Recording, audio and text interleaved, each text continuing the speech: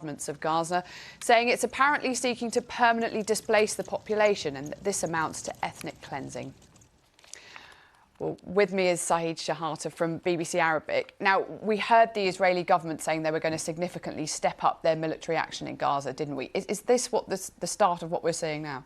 This is what is expected. Mr. Netanyahu, the Israeli Prime Minister, warned before if there is no deal struck before the end of the visit of the American president to the region, the Israeli army will continue its expansion of controlling the whole of Gaza, forcing people to the south, so controlling Gaza. This is what he warned. So it seems that he is starting this process because there is no progress in negotiations. There is Israeli delegation in Doha, but there is no progress.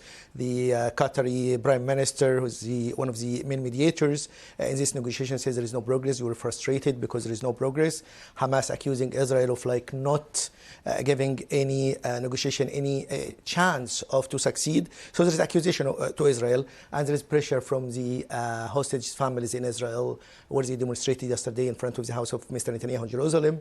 So there is a lot of pressure on that. So the expansion of the military offensive is part of that. They want to control, they want, as a goal of Mr. Netanyahu said it frequently, that defeating Hamas is his aim, the goal of the war to defeat Hamas. But since October 2023, there is no indication of Hamas is weak. Yes, it's losing its strength, but still there. So whatever the Israeli army trying to do is still not defeating Hamas. And Hamas insisting there is no release of hostages unless there is a withdrawal from the Israeli army from Gaza, end of the war. And Mr. Netanyahu rejecting that. So there is different or a gap between both of them. Mr. Trump seems he didn't put enough pressure so far on Mr. Netanyahu to do that, and there is no any pressure on Mr. Netanyahu from inside or outside. Even there is many a momentum to put pressure on him, but nothing happened so far.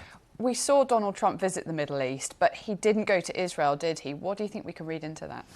No, nothing about that, because Mr. Netanyahu was the first foreign leader to meet Mr. Trump after he took office. So I can't read anything in that, because some people exaggerate that it's a rift between Israel and America. No, the American support is very important. And if you can remember, the French President Emmanuel Macron said a few days ago in an interview that when he criticized the Mr. Netanyahu humanitarian policy in Gaza, saying it's shameful, and said the only way to put pressure on Mr. Netanyahu is Mr. Trump, because Mr. Trump and America provides Israel with weapons, and weapons used to make offensive, people killed. So there is now more than 53,000 people are killed.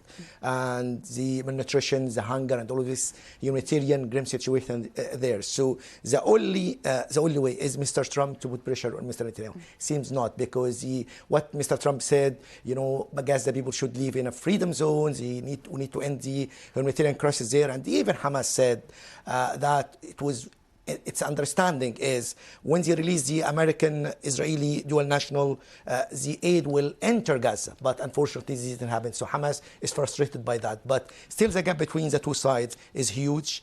Will Mr. Trump, jump to bridge this gap? It's a big question. All right, Sahid, thank you so much for joining us.